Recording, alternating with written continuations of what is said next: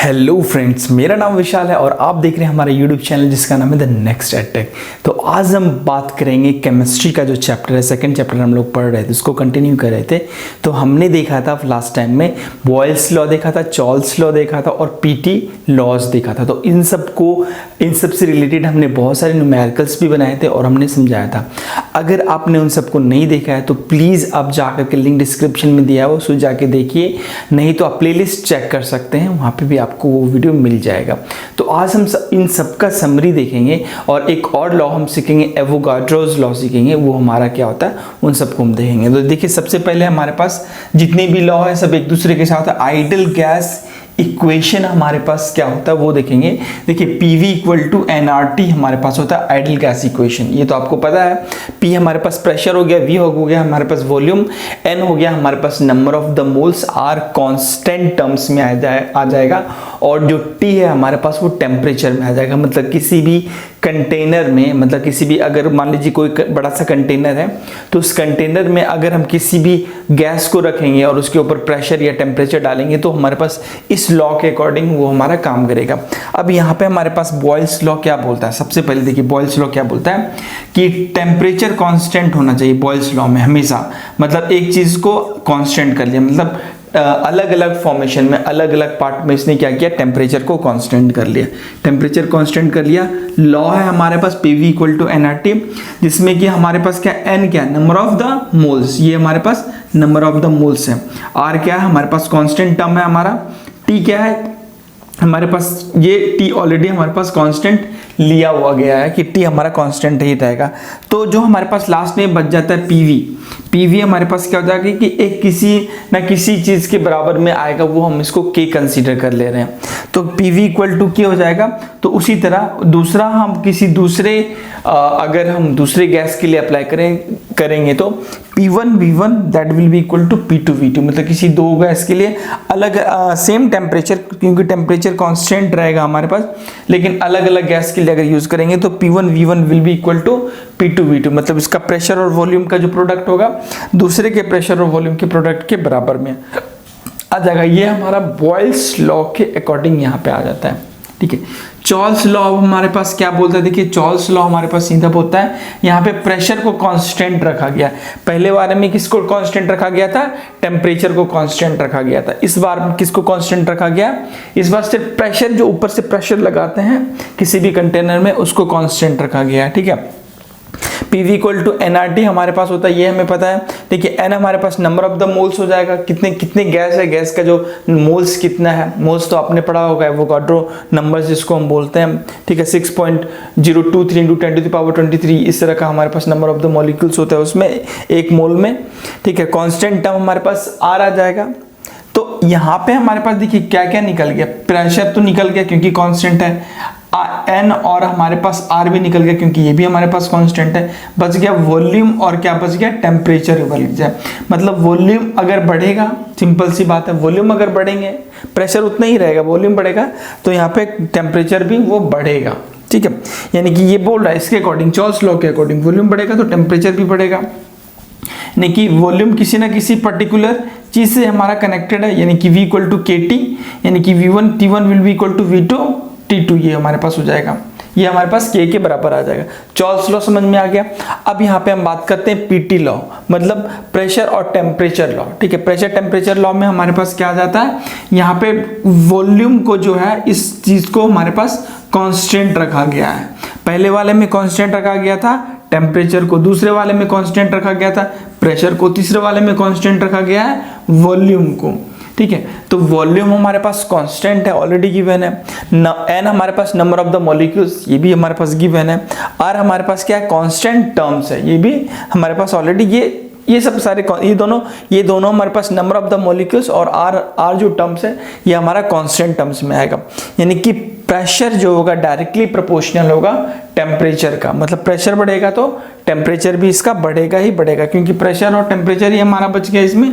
तो प्रेशर बढ़ेगा तो टेम्परेचर, देखिए वॉल्यूम बढ़ा तो टेम्परेचर बढ़ा, तो यहाँ पे प्रेशर बढ़ा तो टेम्परेचर भी बढ़ गया।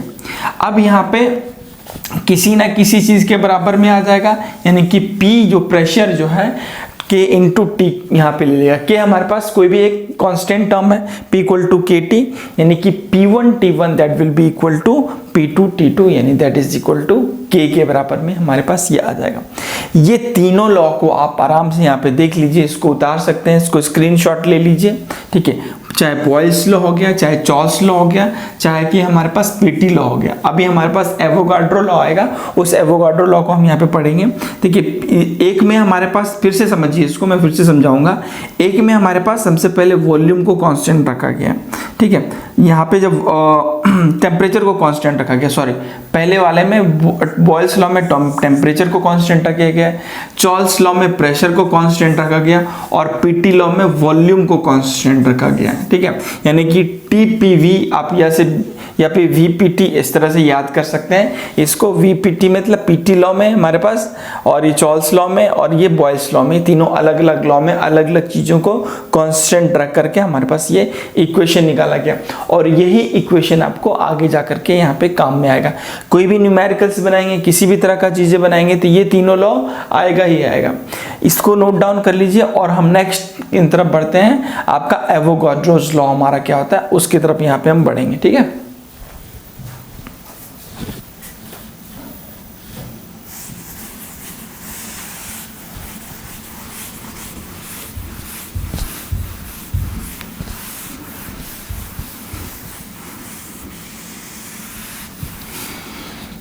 देखिए यहाँ पे हम देखेंगे एवोगाड्रो लॉ,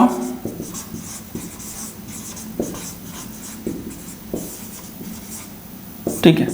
एवोगाड्रोस लॉ में हमारे पास क्या होता है, तो एवोगाड्रोस लॉ में दिया हुआ क्या है, सबसे पहले ये चीज हम देखेंगे। तो एवोगाड्रोस लॉ में पीवी इक्वल टू, सबसे पहले जो आइडियल गैस इक्वेशन वो लिखेंगे, एनआरटी हमारे पास ये है, ठीक है। अब यहाँ पे तीनों तो कांस्टेंट हमने रख लिया, यानी कि प्रेशर भी कांस्टेंट रख लिया, वॉल्यूम भी कांस्टेंट रख के, टेम्परेचर भी कांस्टेंट रख के। अब यहाँ पे कांस्टेंट क्या रखेंगे, यहाँ पे इन दोनों को, प्रेशर को और टेम्परेचर को कांस्टेंट रखेंगे। तो देखिए प्रेशर को, वॉल्यूम को और टेम्परेचर को यहाँ पे हमने कांस्टेंट रखा है, सॉरी प्रेशर को और टेम्परेचर को, दोनों को कांस्टेंट रखा है, सिर्फ हमने प्रेशर को और टेम्परेचर को कांस्टेंट रखा है। तो हमारे पास वॉल्यूम आएगा, ठीक है। यहाँ पे प्रेशर और टेम्परेचर कांस्टेंट रखा, तो हमारे पास बच गया क्या, वॉल्यूम। वॉल्यूम जो है डायरेक्टली प्रोपोर्शनल टू हो जाएगा नंबर ऑफ एन हो गया यहाँ पे। ये हमारे पास एवोगाड्रोस लॉ बताता है, मतलब कि वॉल्यूम बढ़ रहा है। वॉल्यूम जैसे, अब वॉल्यूम कैसे बढ़ेगा, किसी भी अगर मान लीजिए कि किसी भी फूंक मारते हैं किसी भी बलून में, तो उसका वॉल्यूम धीरे धीरे बढ़ता है ना। तो उसी तरह वो फूंक मारता है, इसका मतलब क्या, नंबर ऑफ द मॉलिक्यूल्स उसमें बढ़ते हैं, यानी कि नंबर ऑफ द गैस के मॉलिक्यूल्स जो है वो बढ़ रहे हैं उसमें, ठीक है। तो यहाँ पे volume is directly proportional to हो जाएगा यहाँ पे एन। तो ये हमारे पास मेनली एवोगाड्रोस लॉ का यही इक्वेशन है, ठीक है। तो यहाँ पे एक न्यूमेरिकल्स बनाएंगे, एवोगाड्रोस लॉ से रिलेटेड ही हमारे पास एक न्यूमेरिकल्स है, इसको नोट डाउन कर लीजिए आप, इसको पॉज करके आराम से इसको नोट डाउन कर सकते हैं। एवोगाड्रो लॉ से रिलेटेड ही हमारे पास एक न्यूमेरिकल्स है, उसको हम देखेंगे और देखेंगे कि किस तरह से वो न्यूमेरिकल्स में काम करता है, ठीक है।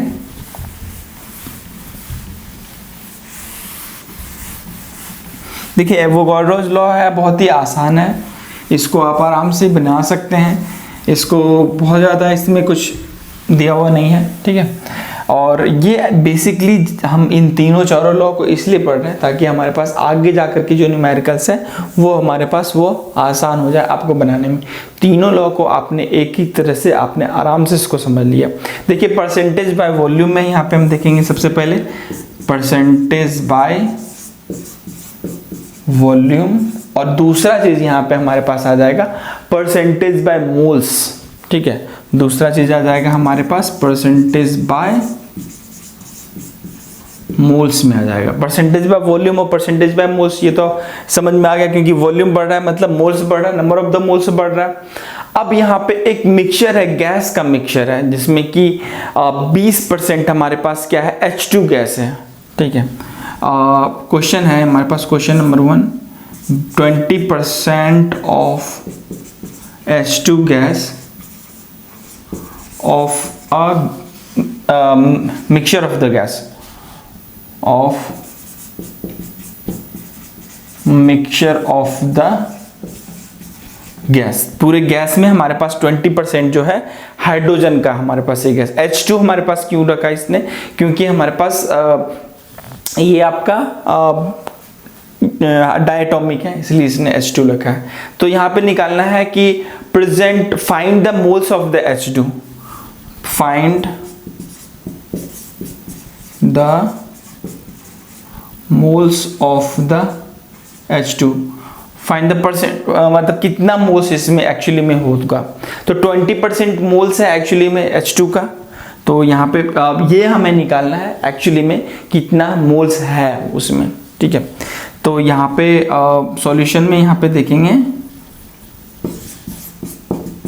देखिए 20% किसका मोल्स है, H2 मोल्स गिवन है, ठीक है।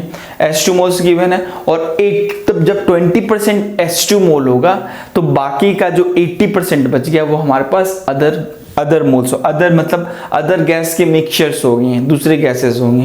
यानी कि सो यहाँ पे लिखेंगे, सो 80% या फिर 100 - 20 कर सकते हैं, या फिर डायरेक्टली लिख दीजिए 80% of the other gases moles, दूसरे गैस के मोल्स हो जाएंगे हमारे पास। अब देखिए यहाँ पे हमारे पास ये बोलता क्या है कि एवोगाड्रोस लॉ हमारे पास क्या बोलता है कि टोटल वॉल्यूम हमारे पास कितना है, टोटल वॉल्यूम हमारे पास है हमारा 100% है।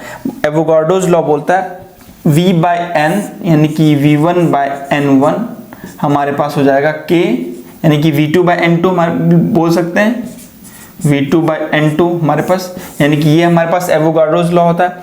अब हमें इसका निकालना है V1/N1, यानी कि हमारे पास इसका वॉल्यूम कितना है, हाइड्रोजन का वॉल्यूम हमारे पास 20% है, यानी कि 20 / 100 कट गया, यानी कि 2/10, यानी कि 0.2, यानी कि 0.2 मोल्स जो है, यानी कि 0.2 मोल्स ऑफ H2 प्रेजेंट, ठीक है। तो 0.2 मोल्स किसका है, हाइड्रोजन का, इस गैस में, यहाँ पे इस मिक्सचर गैस में। जैसे कि हमारे पास एक कंटेनर ले रहे हैं, ये मान लीजिए कि एक कंटेनर है, इसमें हमारे पास H2 गैस है प्लस अदर गैसेस भी है, ठीक है। तो ये गैस जो है हमारे पास कितना है 20%, और ये गैस हमारे पास 80%। तो 20% है, मतलब 0.2 जो है हमारा H2 गैस है, बाकी हमारे पास जो है 80% में वो दूसरे गैसेस हमारे पास आ जाएंगे, ठीक है। मतलब दोनों मिलाकर के 1 होना चाहिए, ठीक है। तो वो हमारे पास 0.8 आ जाएगा, अदर गैसेस में 0.8 आ जाएगा। तो परसेंटेज बाय वॉल्यूम हमारे पास दोनों देखा, परसेंटेज बाय मोल्स हमने ये भी देखा हमारा, ठीक है।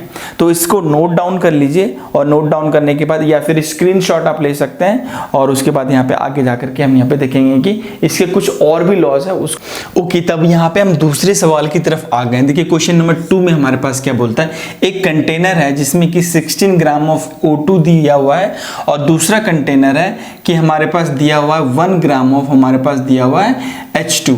तो ये बोल रहा है कि वॉल्यूम किसका सबसे ज्यादा होगा, यानी कि वॉल्यूम ज्यादा का मतलब होगा नंबर ऑफ द मोल्स जो होंगे इसमें किसके सबसे ज्यादा होंगे, इस कंटेनर में इसके लिए O2 के लिए, या फिर इस कंटेनर में H2 के लिए हमारे पास दिया हुआ है, जिसमें कि टेम्परेचर और प्रेशर दोनों में हमारे पास कांस्टेंट है। मतलब ये हमारा एवोगाड्रोस लॉ को फॉलो करता है। तो यहाँ पे हमारे पास ऑप्शन पहला क्या दिया हुआ है, volume of the O2 is greater than volume of the H2, मतलब O2 का वॉल्यूम हमारे पास H2 के वॉल्यूम से बड़ा होगा।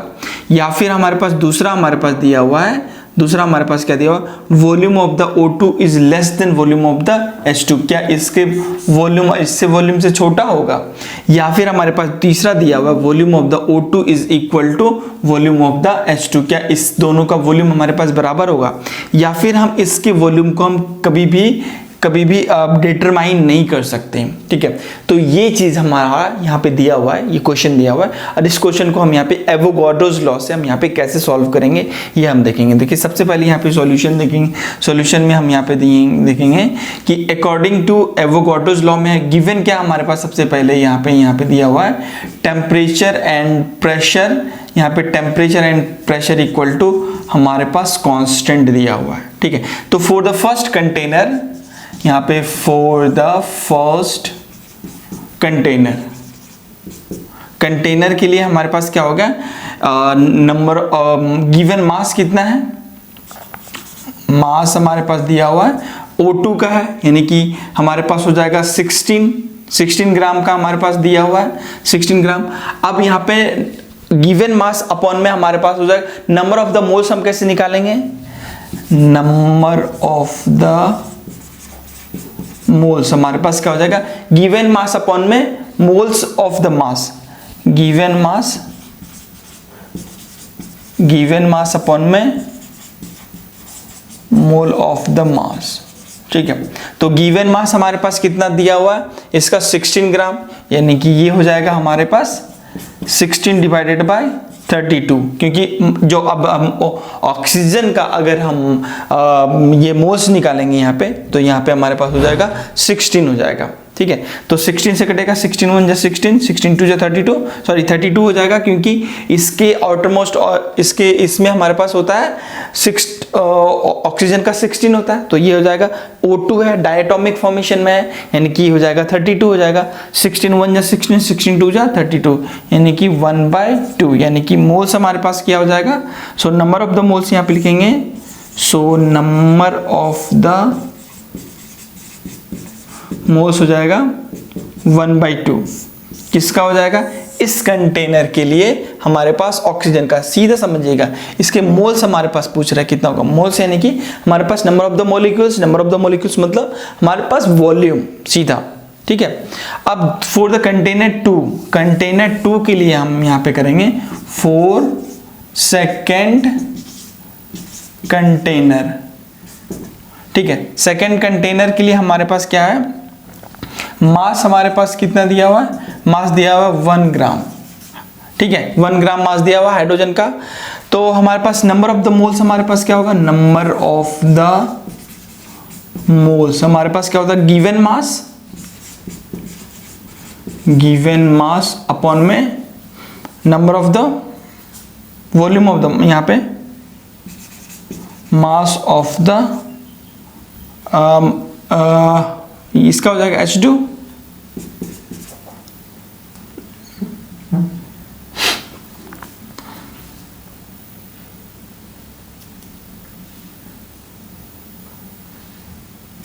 Atomic mass of the H2, ठीक है।